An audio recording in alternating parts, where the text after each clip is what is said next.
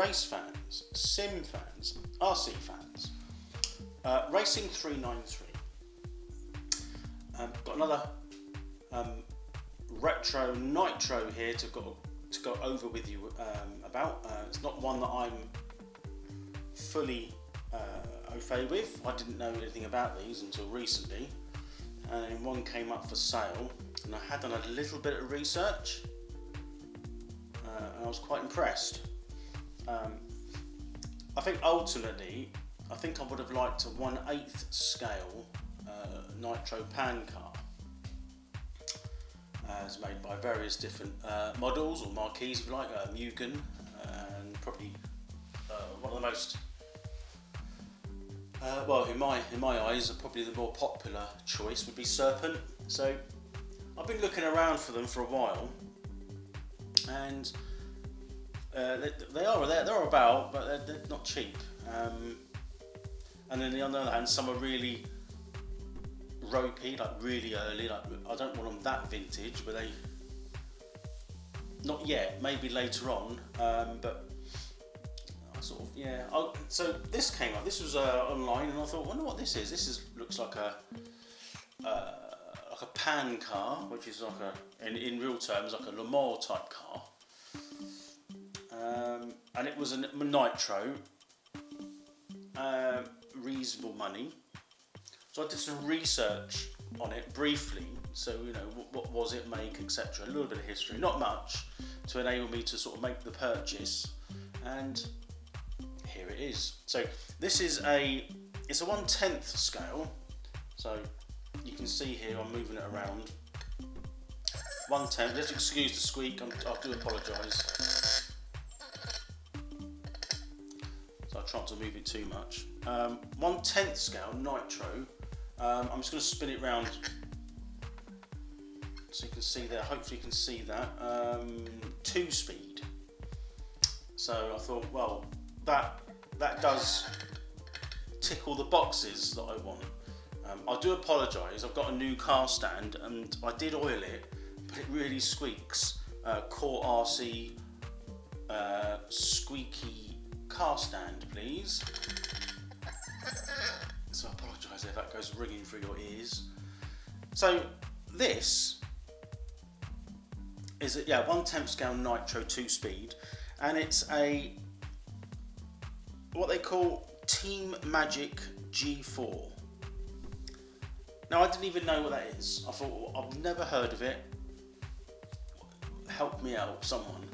So I did a bit of some research. And there was quite a really nice chap actually. He's from Schumi Spares, which I would say he kind of specialises in Schumacher racing spares. But there was a segment in his shop of Team Magic G4 spares, and he's got a ton load. So I thought to myself, if anyone's going to know anything about it, I mean, he'll want to sell bits clearly, and he's probably going to know a bit about it. So I sort of tapped him up on, sent him an email, mate. I want to make sure the site was genuine, it wasn't just an old dead site. It looked active and it looked modern, but you never know. Yeah, and he got back to me and sort of gave me some info on it, which I was very grateful for. I still know very little about it in retrospect to give you guys a shout, and I'll give you a little bit of some plans. Again, all my videos are plans of what I'm going to do. Let's hope I do them this time. So a little bit of history on this one. So this it's a 4-wheel drive and belt driven.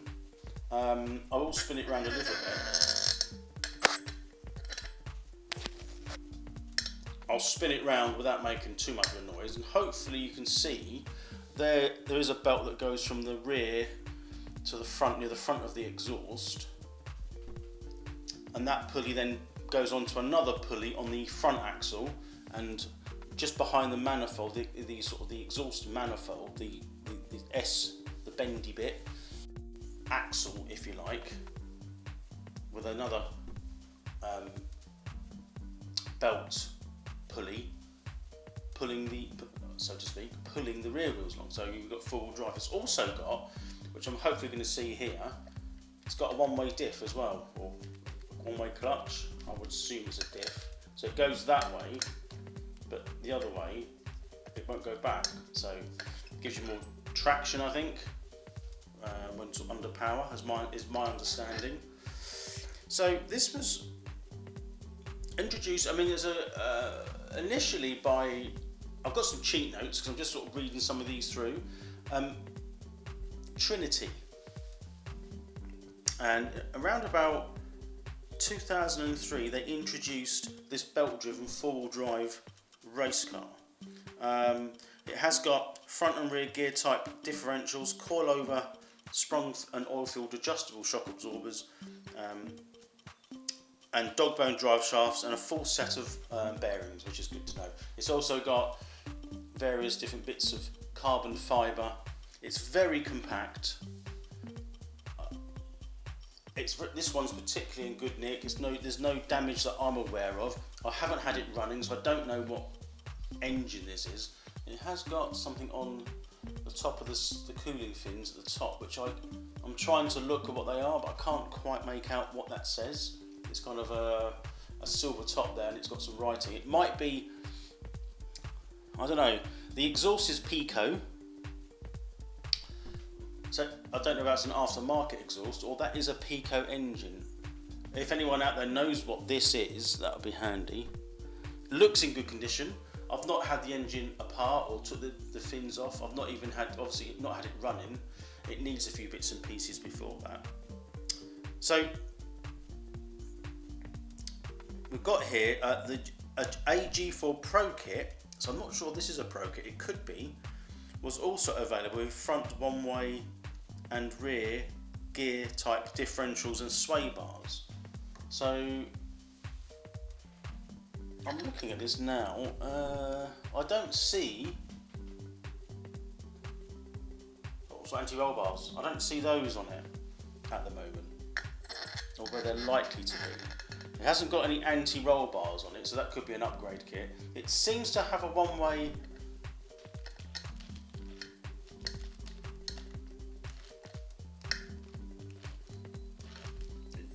It seems to have a normal standard geared rear diff and a one-way front diff, from my understanding on that one. I mean, I'm not going to race this, clearly, but it's I don't know how fast it goes. It doesn't say here on my cheat notes, but it is very adjustable and quite, from what I can gather, in its day, from a competitive point of view, it's noticeably adjustable. So when you do adjust things, it from what this says, it does make a bit of a difference.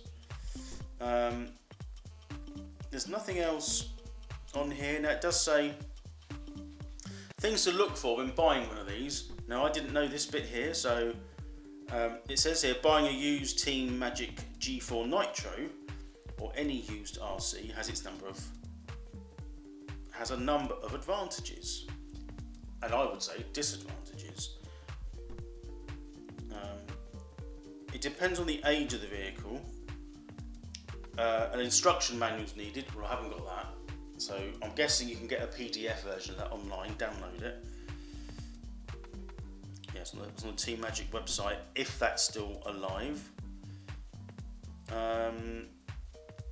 A general visual inspection. Well, I didn't get that chance because it was bought online anyway.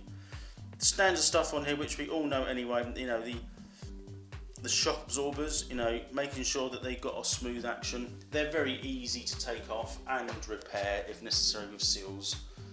They look like a standard basic shock absorber. Nothing spectacular there. Show is irrelevant. I did have a body shell with it.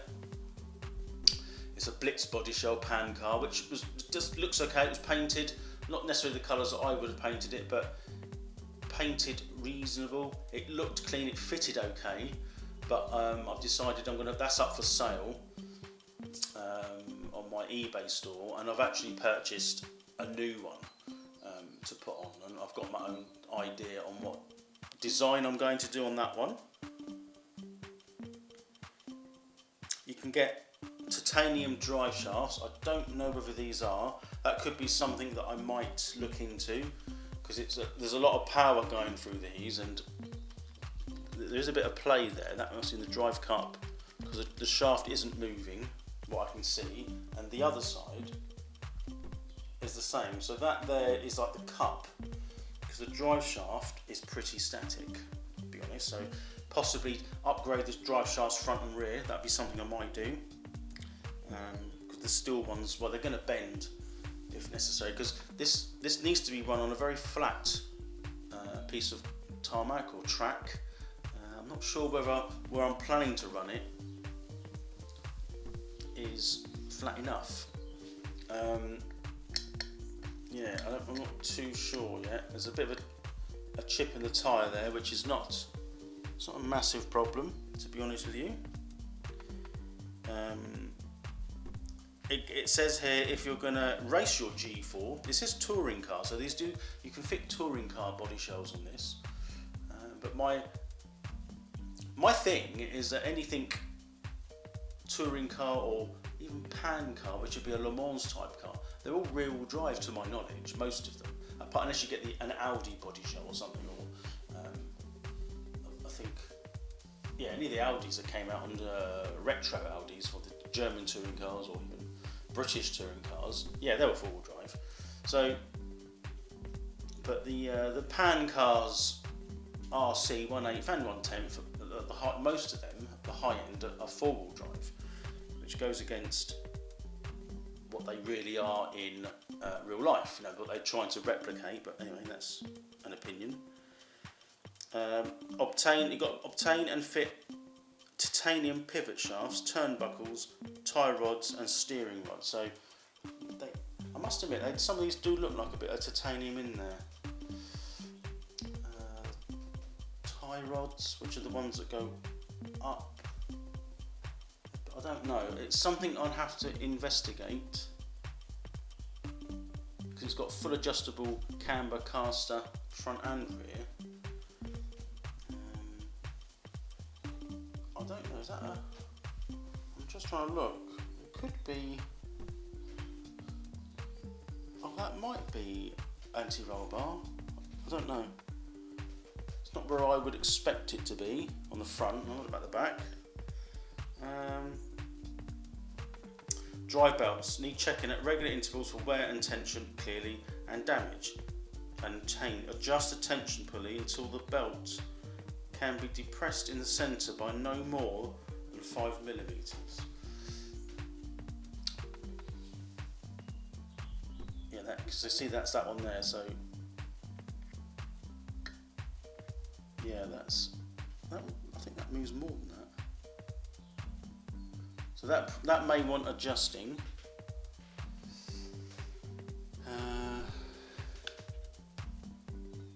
Yeah, it says push in the centre.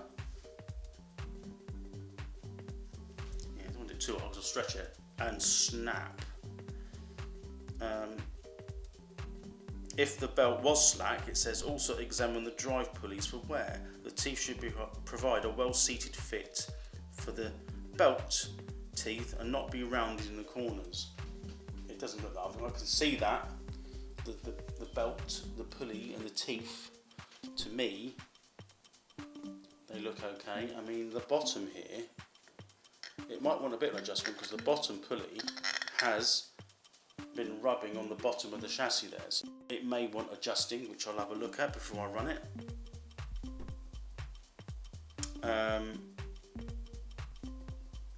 What they're saying is, if for top level racing you change the teeth and pulleys after every race. Well, I'm not at that level, so that doesn't matter. Pinions and spur gears. So the gears are a weakness apparently on all touring car radio control models. Head-on collisions, blah blah blah. So it's just the mesh on the gears. I mean, if I spin this round without it squeaking, kind of. So you can probably see, hopefully, let me just see, I'm going to see the camera what you can see. So you can probably make out about here. That's like the 2-speed gearbox. And you've got a 2-speed, I'll have my hand in the way there, so there's your 2-speed pinion. There's a bit of wear on that pinion. It's like some little chip marks, but nothing that seems like it's damaged. I guess it's where it's been run on and gravel's hit it, I would think. Ball joints clearly there's no real play. I've all checked them, but they seem okay. The steering servo is also prone to damage.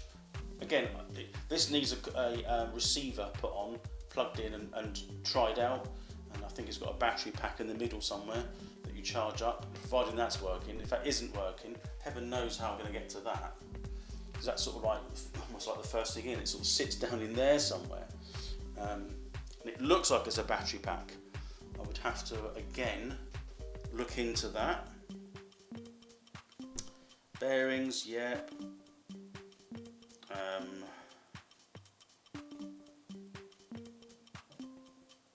Right, so it's just something about bearings, ball raisers. That's fairly standard. Well, that's basically it. So there's nothing unusual about owning one of these, or even any radio-controlled car. But yeah, so that's my new or another project. It came with a load of spares because the wheelbase can be changed. There's a lot of spares in there. I have no idea what there is. I will need to fully investigate this car. I will probably remove the engine so I can get a better look at the chassis and have a look at the engine as well. Just make sure it is what it is. It does look clean, but it doesn't necessarily mean it is inside. It does have compression. I've turned the flywheel over with my hand. It did come with a starter box as well, which is good, which means it's set for this car. The chassis underneath isn't too bad. I don't know if I can turn it over where you'll see that. You might not be able to, but I can show you the underneath. So it has got marks on it, but it's a very thick chassis. It has got pin mark here. It's obviously run very low to the ground. It's below the chassis level, this part. And if you're not on a dead flat surface, I guess that could result why that's all peppered. But you know, that's not a massive problem. But it looks okay. It looks fairly clean. The underneath doesn't look terrible. And I'm not sure. I think that's what I was thinking the battery is. So again, I'm not 100%. So I'm just going to put it back. So that's kind of where I'm at. So I've got a few other projects. I've got another one, part of a project which we're working on, which I will show you soon what that is. So this is the Team Magic G4. It will be a pan car, painted in a particular livery that I like. And I'll show you more of that as and when. The worst thing is you're buying things for a car that you don't know if it works or not, so that's always the risk. But I can only go by face value. It looks okay, so we'll see. So if anyone's got some extra information, I've got my contact now that sells the bits, so and go from there really, just to make sure that, you know, I'm doing the right thing. I want to sort of keep this running. I don't intend racing it because there's nowhere around where I am. It does Nitro RC for one. There's not many places to run a Nitro, you know, that's smooth. Now this is, you know, most of my Nitros are kind of buggy orientated and adjusted to make lower centre of gravity, where this is an actual on-track, on-road race car. So anyway, that's just my view and a bit of update, and sort of express to you guys what I plan to do, and hopefully we'll get that out and running very, very soon. So anyway, as always, I appreciate you listening and watching. Also appreciate any feedback, that'd be great. Anyone out there that sort of specialises or knows these, that'd be good. And other than that, thank you for watching and listening, and I'll put some links in the description, various links that may or may not help you out with bits I mentioned. So please check that, and have a good day, and thank you very much. See you guys soon. Bye for now.